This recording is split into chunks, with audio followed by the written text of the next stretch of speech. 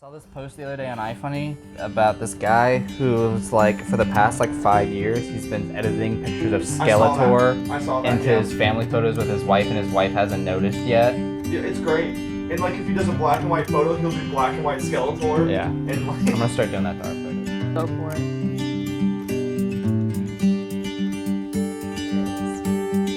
What's up, guys, and welcome back to our channel. If you are new here, I'm Elle. And I'm Ryan. And he's Ryan. And on this channel, we talk about and spoil all your favorite movies and TV shows. It's not as bad as it sounds. We swear. It's not. But today we're talking about Avatar, which has been much requested, long awaited for. Avatar: The Last Airbender. Not the blue people Avatar, obviously. Not the not real movie either. I don't know what you're talking about. Yeah. That does not exist. I don't know what that is. Just a bad fever dream. Okay. Yep. I know. Okay. Goodness. So I guess to start off first about Avatar in the show, what you notice like first off in the show, and like the setting and the overall like mood of the show, like how they set up the world, which might I add doesn't have a name. Yeah, it like, doesn't. It's just like there's not like Earth. Like it's just the place, and then there's the four kingdoms. Nations. Yeah, they call them nations. Well, I guess there's no like overall like name. So like wait, so like does that go into like the fact that they don't identify together? Like they aren't unified? So like there isn't like a single like name for all of it? It's just Fire Nation, Earth Nation, stuff like that? I mean, maybe, but I also could think it's just because it's a kid's show, they don't care. That's true. Like not to worry about it. Yeah, I don't know. Like the nations have names and stuff like that. So like as far as like the world having a name, they're just like it doesn't really matter. It's not hurting anybody. We don't need to come up with one. Nice. You know what I mean? Yeah. So. Yeah. That's what I was thinking. Yeah, that's true. All right. So when the first episode of the show, you learn that this has been going on for generations, for not hundreds, but like 100 years at least. The war. She's talking about the war that we haven't mentioned yet. Yeah, the war. Because the whole world's at war right now. World War Avatar. World War Avatar, seriously. World War Avatar. Avatar World War now. Yeah. World War Avatar. Yeah, it'd have to be World War Avatar. Whatever. Yeah, but the whole world's been at war for like 100 years since Fire Lord Sozin genocided the entire airbending nation. Is genocided even a word? Like the genocide? I mean, like never mind. Whatever. I don't know how you would say that. Don't talk about genocide that often. That's true. No. That is true. But yeah, R.I.P. Air Nation. Air Nation? Is that what they're called? Air Nomads? Air Nomads? Yeah, and it takes them a long time to recover from this, because like if you watch Legend of Korra, 160 yeah, if you years. watch Legend of Korra, there's still only like 3 airbenders. It would make sense that it would be hard for a nation to recover when there's only one person left. Yeah. Like I feel like that makes it a little hard to recover. Goodness. Just mildly. But yeah, so his entire nation is gone when he wakes up, and like in the middle, and so what happens is that I guess he's fleeing from the fight, or he wasn't there, and then he like froze over himself, and like him and Appa into this massive glacier, and like 100 years later, mind you, he's like 12 technically, and he is found by, why am I blanking on their names? Katara and Sokka. Yeah. Who are members of the Water Tribe. So the nations are all broken up into their elemental basics. So Water Tribe, Fire Nation, Earth Kingdom, and Air Nomads. Yeah, and like later on, I guess they don't bring it up in that first episode, but later on you find out that Katara is the last and only waterbender of her tribe left. Yeah, the and Southern that is Water because Tribe. She's from the Southern Water Tribe, and that's because the Fire Nation had came through and like kidnapped and taken all the waterbenders from that tribe. So now she's the only one left. Yeah. And she actually ends up being the one who teaches Aang how to waterbend, which is really cool. Because Aang's the Avatar, so he has to he's the only person that can use all 4 elemental bending. So he has to learn how to do all of them because he doesn't know how to do it yet.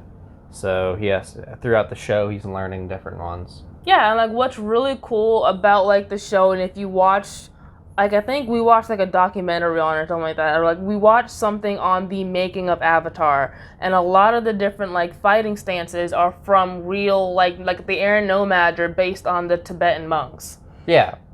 And it's not just the bending styles and the fighting, it's also like the cultures in general. Every nation is based off a different Asian culture, which leads to a sort of feeling of like really, really nice diversity between all the different nations. Yeah. And places. That like you could look at someone and then like without even like knowing like where they are, you could tell where they are. Like Earthbenders are very like stocky people, like they're very like sturdy. Sturdy. They're sturdy folks. people. They're hardy people. Yeah. They're big boned people. They're sturdy. Goodness. Yeah, and then like before I knew what they were actually, I think we have waterbenders. Yeah, Inuits. That's what I thought they were, because they look and like natives. Darker skinned and like they do. Yeah, so like it's really cool how they did that. And I guess to move on to our next thing that we have is the characters, and how we break down the characters in this show. I think the big characters I would want to talk about is the Fire Nation royal family, just because I think ones. I just think they are messy, but I also think they're low key like the most interesting characters. That like, nothing against all the other characters, it's just that the Fire Nation royal family is like has a lot of very dynamic. I feel like they have characters. the most like development in the show. They do. And that like I love all the jokes and memes that you see about like the differences between like mommy and daddy issues. Oh my gosh, babe! I feel like I love that. That's just, like it's the funniest thing to me because of how like legit it really is. Like you can really see that like Zuko has daddy issues and he constantly seeks validation and has security issues. And then on the other hand, there's mommy issues with Azula, and she's a freaking psychopath. She's crazy. Okay, but I think her insanity is a little bit more than just mommy issues. I feel like it didn't help. Okay, I'm not saying it helped. I feel like that started it. I'm just saying there might be a little bit more to it than that. But like Zuko especially, like it can almost be argued that the show is almost Zuko's redemption. Yeah, I think people definitely have argued that before, that like the entirety of the show is just like there so Zuko can get redeemed. Yeah, because like I feel like he has the most, like, turnaround, I guess. Like, he grows the most in this show. Like, if it wasn't for Uncle Iroh, man... That's fair. Oh, we don't even know where he'd be. He's like that, like, we don't the know troubled... where any of us would be without Uncle Iroh. Oh my gosh. He's like the troubled teenager that, like, got taken in by his uncle, and his uncle, like, shook him and got him straight. Like, get it together. Honestly. Get it together, Zuko. There's basically a couple times where he... sort of set, like, get it together. Like, oh my god, oh dude, so we were watching an episode, and it was the episode where Appa's in Bossing Say.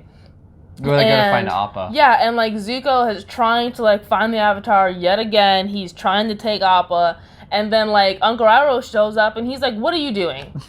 Like, what is your plan here?" He's like, "I don't know. I'll think it. I have a plan." He's like, "No, you don't. You don't think these things through.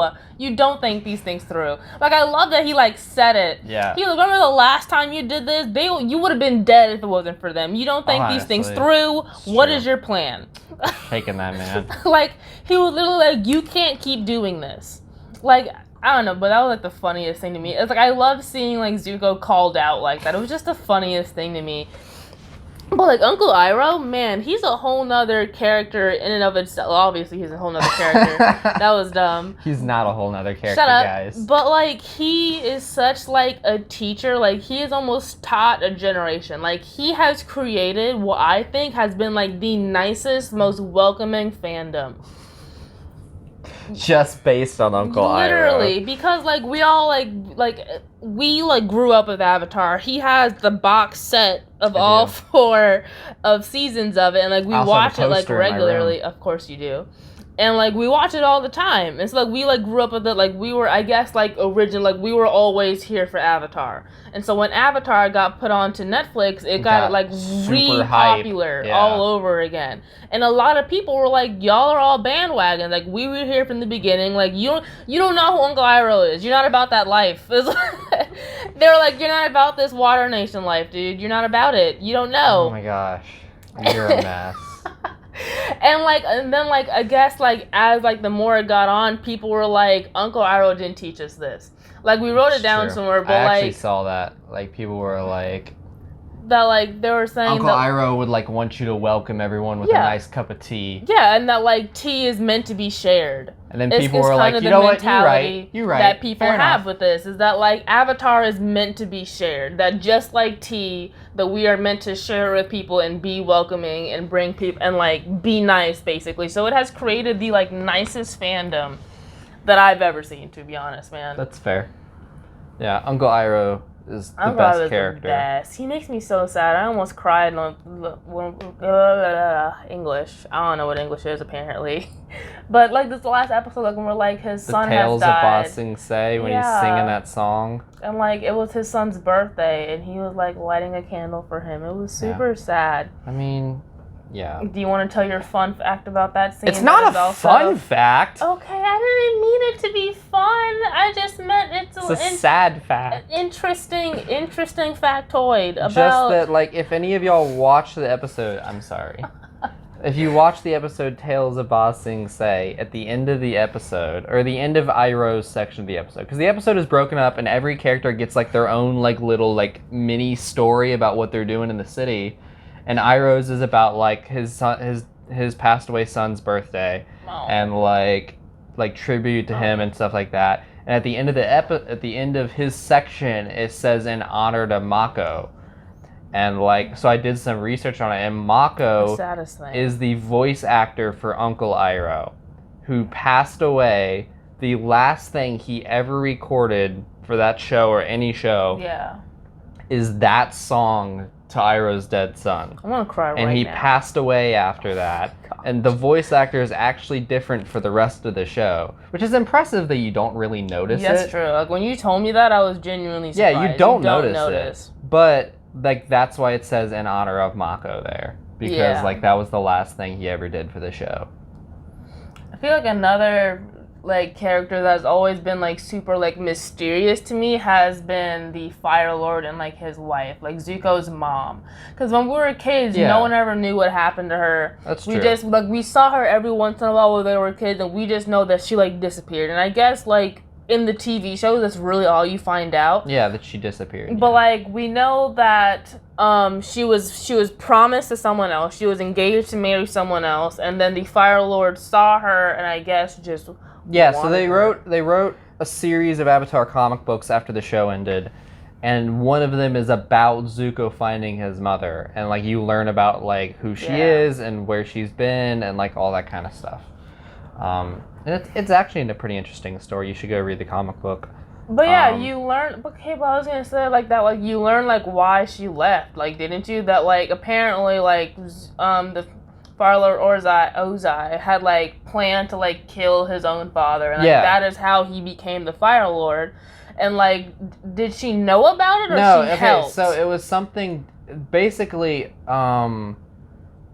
Azula, who was Fire Lord at the time. Major spoilers, by the way. This is a really big thing. The whole video is major spoilers. I know, but I feel the thing about his mom is very much so that people still don't know about it. I feel that you have to be very deep into Avatar. From what I remember and understand, though, don't quote me on this. Azula, something had happened, and Azula had asked his son Ozai to make a sacrifice. To give up his only son for some reason. Yeah. And Ursa, loving her son the way she did, was not okay with that. So with Ozai, she comes up with a plan to kill Azula.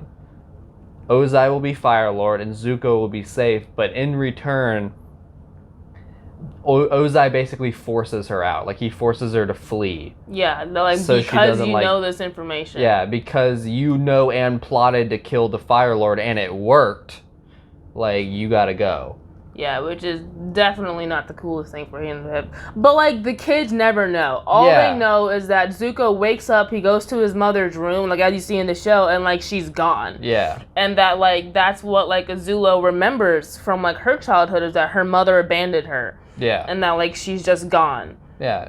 And after his mother has left, Zuko, his childhood went, pretty downhill. His relationship with his father went pretty... I guess it was always he not never the really best. had a relationship with his father. They never really got along. Because Zuko, as a child, was very like soft-spoken and like kind. He was a and, mama's boy, and he wasn't really like a good bender. He was mama's just boy. kind of a He very was sweet, sweet. quiet little boy, and that is was not so what his sweet. father wanted. His father wanted a firebender.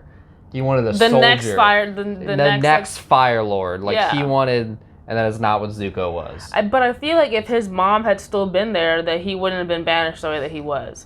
Probably not. That like his father, like that is so bad when you think about it. The fact that his father challenged him to a duel, and then gave him this massive scar on his eye that like honestly could have killed him. Probably. Yeah. And like was just like, you're banished. Like go. Like I don't care about you. That's the only time in the show that we ever see firebending actually hurt someone, like the way it should. Honest, a mess. I'm just A saying. whole mess. But yeah, even Ozai. So like I know that like later on in the show you see how like low key crazy Ozai himself is. Oh yeah. So it almost makes me like, does it like run in the family also? Like, is it not just mommy issues for Azula, but like that's just like a low key trait in like the Fire Lord family? I don't know. I guess it's possible. That's like not. I don't know enough about theory. Azula's psychology to be able to. It's not a. that. Okay, but you can tell she's insane. Well, I know that. We see her descent into insanity, which is part of her character arc. When she first shoots off lightning, insane. She's literally. That's not insane. Anybody can shoot off No, lightning. I mean like the way that she was I suppose, in that. yeah. Like that, I feel like that was really when you saw like, this chick's crazy, man. Like, you know what? We're gonna leave that alone. We're not gonna like that touch would have been me. Like, oh, all right, I'm gonna go ahead and go.